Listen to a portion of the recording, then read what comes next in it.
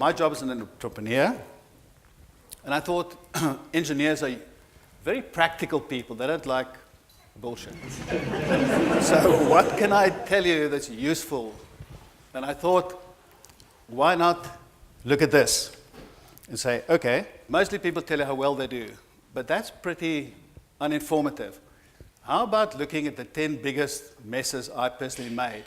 And then maybe for people at the start of their career, or maybe people halfway in their career, they could perhaps avoid some. That's at least the theory, okay? So you might say now, why look at mistakes? Actually, if you look at scientific theory, mistakes are quite often the base of discoveries. You disprove a theory and move forward, right? So I formulated a little rule. Engineers love rules. If you succeed, all you learn is how smart you are. It doesn't take you anywhere. But if you screw up properly, and you sit on the ground and you say, let's talk about this failure, you might move to the next level. Okay, now let's see. Which mistakes to talk about? Now the problem is, I ran different companies over 30 years, and we messed up grandly. So we need to limit it because we have limited time. So I thought, what sort of number is a nice round number? And I thought, well, this suggested a nice round confirmation. So we'll stick to 10, but there are many more. Now, the first assumption I want to put to you is the following. In business, we assume that we are smarter than the competition. Who's not graduated in this room? Who's not graduated? Okay, 95% of you are graduated. Now, one thing about graduates, they are better than most of the population, manually, intellectually, and so on. In fact, when you look at university graduates, in terms of health and every other respect, they outperform the population. So may I ask you a question? In terms of driving, okay, who is a really rotten driver, below average? Put up your hand if you don't mind. Okay, we've got one. We've got one in the room. Okay. Now, who is merely average? Okay, that is, how many, please? Okay, that's maybe 15%. So now we're at generously 20%. Now, just think about the statistic. Who do you have in the room? People who don't often drive cars. Now, what is the probability that this meeting will end up there? The probability is excellent. Had we spoken to a meeting of delivery men, we would have had a much better chance of finding good drivers. What I want to prove with that is that there's a disposition in all of us, including myself, to regard us as better than we are. Chances are you're really just as good as the next guy. I actually want to say in an encouraging way, intelligence and manual dexterity are not really important. To be an entrepreneur, these things, being knocked down and getting up again, charm, these things are much more important. So don't worry if you're not so smart. The next is the following. We bought a number of companies, and I said, I'll fix this. Now, here's a record, okay? If you have a look, Educor was the biggest education company in the country. We messed it up. We lost hundreds of millions of rands. I was personally involved. Mixit challenged Facebook. We had 30%, it's buried. Sportscene, second biggest sports site in China, lost all our money. Gadu Gadu was a leading Facebook in Poland. Buscapay is still alive, but we lost $500 million on a comparison shopping site in Brazil. That's 7 billion rand. I was involved, my mistake. That's just a sample. Now you say, why is that so? Can I tell you a little anecdote? We talked about Mnet. We started Mnet, 30-year-old, young, clueless people, lots of engineers. They're especially clueless. And consider what happened in the lift. When you got in the lift in the morning, everyone chatted. How are you? Are you fixing this problem? So on. Then, many years later, I moved to Media 24, a print media company which was then already 90 years old. I got in the lift. So I say, good morning, how are you? More. Say, how's it? Have you had something interesting yesterday? Ja, meneer. So I thought we should be able to do better than this. So we started installing mirrors in the lifts. The theory is, at least, if you look in a mirror, you're more sociable. You know, you see people, you talk. We had campaigns on posters. We could never change that. It's now 17 years later. In multi-choice, everyone talks in the lift. Every morning. Immediate 24, no one talks in the lift. They're like the British on the underground. No one talks. And I could never, to my utter frustration, change it. And the point I want to make is this, and just see if you agree with this quote. In my experience, that has been very true. Now I'd like to touch on a third mistake. You have one horrible uncle. This is what he looks like, nasty piece of work. He invites you to dinner. Now, if you respond immediately, you could send him a WhatsApp, one message, but now consider if you delay for a month. The invitations for 2 months ends. You have to write a long letter to explain, I'm sorry, can't make it, uncle, so on. But now consider if you delay till 2 days before the event. Now, you've got to drive over there, explain your company's meeting in Bali, and do a personal visit with flowers, because this is serious. And you've just wasted 2 hours of your life. The point I want to make is about time management. Right? So in business, I think the best strategy, the best advice comes from someone like Serena. She hits the ball over the net on the first bounce as hard as she bloody well can, so that the ball never comes back. And that's a brilliant strategy for management. That's exactly what you want to do. But there's one exception, okay? There's one serious exception, which in my experience, one should heed, which is never to send an email like this. And the point I want to make is that if in your communication you have a choice between speed and consideration, usually looking back on my life, I've spent too much considering things. I should have been faster, except if there's emotive content. If there's an emotive element to what you do, put it off till tomorrow morning. Because if you hurt people, and regrettably I have a sharp tongue and a short temper, and I've hurt a lot of people, and I regret it now. If there's an emotive content, slow down, delay, think about it. But that's an exception. And the fourth point I want to make is you are going to appoint people and you're going to join companies, right? And there's a golden rule which I didn't follow early enough in my life. That's actually this. Select the best company. Don't work with second-rate people. If you work for a company, go for the best. If you employ people, employ the best. Question is, what is the best? Clearly, it is someone who's socially adept, who's elegant, who's a credit to you wherever you go. You agree? Okay, now let me show you the 4 great entrepreneurs at the moment. Okay, just apply your test and see how you employ them. Okay. This guy built a monopoly in PC operating systems. He was for many years, and still is, the richest man in the world. You want to take him to a party? Except if you think about the biggest company in the world today. You have a socially dysfunctional orphan that gave you the iPhone and built something truly extraordinary.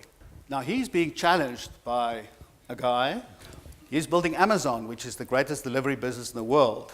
Long neck, ostrich neck, very strange laugh. But he's being challenged by a gentleman from China. He's about this size. He used to be an English teacher, and he's building Alibaba. Now you say there's several interesting things about it. The one is the nature of the people you appoint. You want to appoint entrepreneurs. Do not appoint the rugby captain that looks good. Look someone who's psychologically messed up. Right?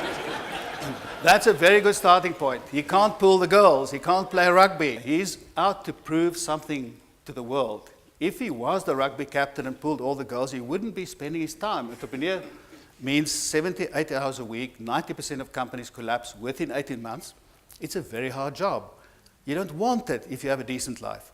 So look for dysfunctional people. Then you can start. Further interesting thing is look at the gender. They're all male. Regrettably, I know universities are very sort of sensitive about these things, but regrettably there's a scientific fact. Women just can't do it. Okay? And I think I'm going to show it to you just scientifically for a moment, if I may. It's hard to keep my eyes open with these auburn strands of mink constantly weighing them down. My boobs really prevent me from coding. It's hard to code when you can't stop crying. Or when you're having mood swings. Like here comes one now. Totally. Coding is just too rational when I'm this emotional.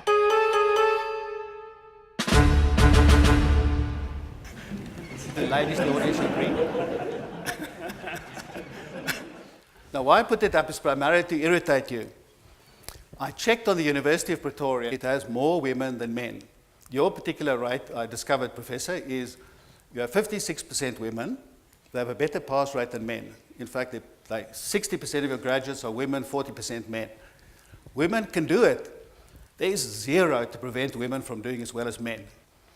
If you look at the way you then compose your team, taking all this into account, this is a typical response of a recruiter, okay? So the guy's just interviewed someone, he walks out the room, you talk to him, and he says, we're like this. Great guy. We both support the Bulls. He thinks exactly like me. I couldn't have found a better, happier selection, okay? Is that a great idea? It's very interesting. A lot of research has gone into this. Composite teams work better than uniform teams. There are a variety of reasons. For instance, if you tend to be outgoing and sociable, find someone who's a complete nerd and will sit behind his desk and actually look at the figures and work the fine print and doesn't want to go out there smooching clients, right? You don't need someone like yourself. You need someone to cover for the weaknesses in yourself. And if you're an Asian, recruit a Western engineer, right? If you're a Westerner, pull a woman in.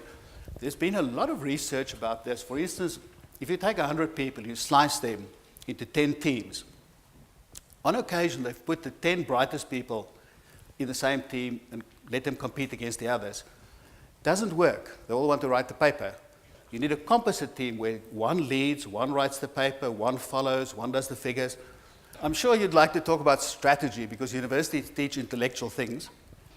I thought about the strategy of Wimbledon. It was won by a gentleman, a Scot looking like this. What was his strategy for winning Wimbledon?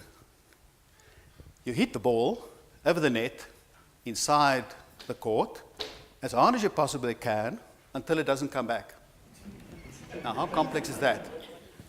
You have some philosophers here. Do you know the postmodern existential philosopher Tyson? Anyone who's familiar with him?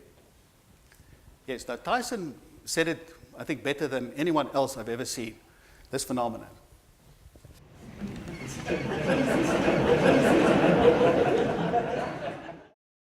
And that's absolutely true, because think about it. You formulate your strategy on paper, the other guy does so. But the moment the battle starts, he disrupts your PowerPoint presentation, and you his. And then the guy who wins is the guy that slogs for the longest, the mostest, the hardest, and stays on his feet. There's not much strategy left. So if I could have my life over, I would spend a lot less drafting strategy and documents. And I'll focus fanatically on execution. We lost Gadu against Facebook not because of a superior strategy. We lost because they out-executed us. That's the heart of business, is executing. Then I thought of point 7. Could I ask who likes a meeting? Could you just show any hands? Anyone who just moderately, there's one hand, more, two hands. Okay, you don't like meetings. Now, the question is why they exist if no one likes them. That's the reason. If you take a decision, as my job is, right? I take lonely decisions. I think about it, I listen to a lot of people, then I say we're going to do this.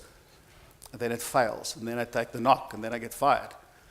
But if 8 people sit around a room and they take a collective decision, no one is on the hook. No one is going to get fired. That's very valuable in a risk-averse environment like the public service or many companies, right? Now, our job is to go basically find entrepreneurs, typically 5 to 30 people working in a garage, 30 years old. They want to sell us 20% of their company. How do we assess them? Usually have half an hour, just look at the place. The one interesting question that you can ask is this. It's okay, you've got a problem, you'll pick up a problem in 2 minutes. How are you guys going to fix it? And if the answer is as follows, we walk out, we don't do a due diligence, we just walk out the door. Right?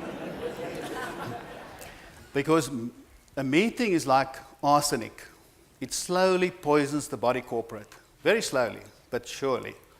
Just kills everything. So the third last point is close to your hearts. I'd like to formulate it as follows. Why is engineering, Professor, more important than all your other faculties? Okay? Let me tell you about media, which you don't think of as engineering, right? This is the history of media. Johannes Gutenberg devised the printing press with movable type and launched the Renaissance with that. Basically a tinkerer, basically an engineer. In the 20s, public radio was invented by engineers and perfected by the military.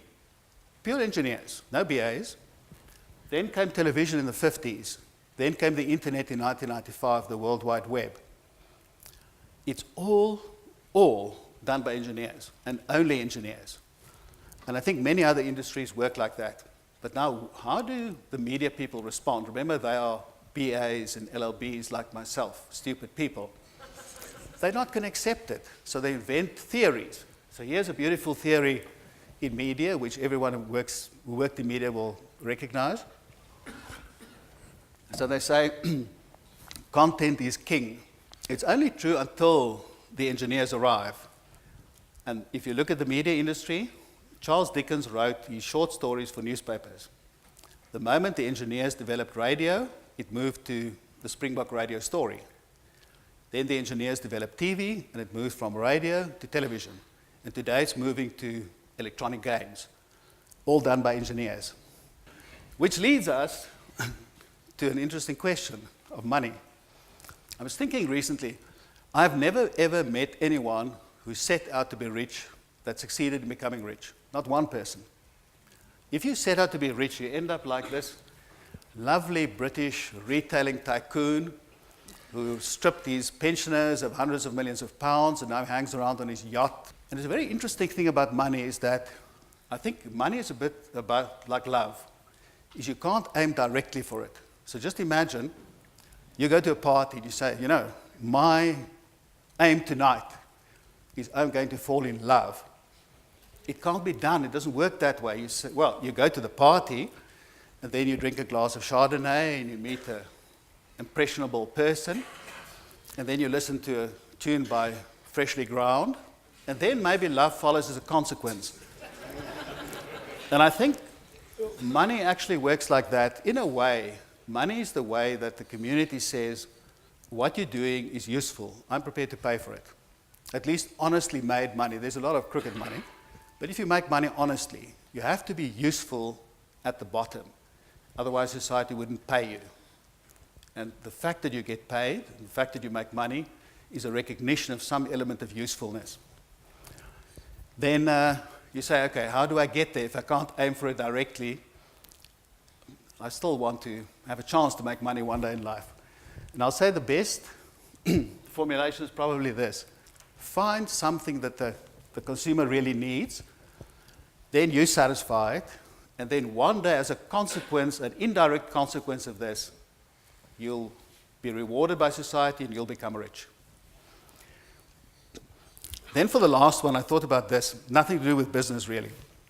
When you start your career, you look forward to the conclusion, you have a destination in sight. So you say, one day, I'm now 26, I'm starting, finish my engineering.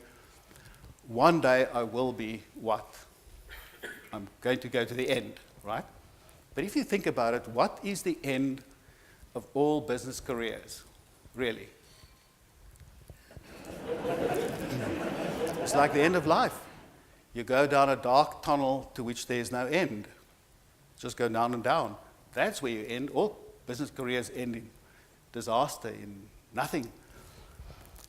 So you say, okay, does that depress me? I don't think so.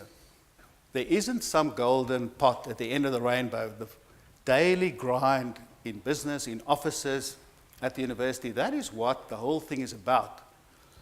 It's not about the destination. Destination is horrible. It's about the journey to get there. And you can say, okay, do you agree with that? Right? I have that. I have nothing more. So while these things go by, let's look out the window and let's at least make something of it and enjoy it. And if I may ask you, along the way, also make a few mistakes. Because the greatest inventor of all time, he was an engineer, of course, but probably the greatest inventor of all time said this. And it's true. You don't want to be right, you want to be wrong to improve yourself, which is what I tried to formulate as the first law of aerodynamics. So you could say, okay, what is true of us as people is also possibly true of the country. And I thought just to ask you what mistakes you think we as a country make. And I was thinking a significant number is that our cabinet, I had a look today, is a large cabinet, one of the largest in the world. It contains how many engineers? 0. Now you go to China and you meet a minister, a bureaucrat, our version of a director general. And what do you expect to find on the other side? What applies to us as people applies to us at country level. The fact our economy is fundamentally based on the act of engineering means that we have to give recognition to that. We have to build heroes. We have to have engineers in political positions. We have to have engineers at the parastatals. I think it's extremely important the country recognizes the primacy of engineering. And then maybe, all said and done, we can level up. Which of you play electronic games? Come on, you're young people. You play electronic games? Candy Crush, Haga? Okay, good. There's the concept of leveling up. When you've reached, you played the game and you have your skill and you've actually mastered a level, then you can move to the next level. That's called leveling up. So I think as a country, here's a great chance for us to level up. Thank you very much and have a good night.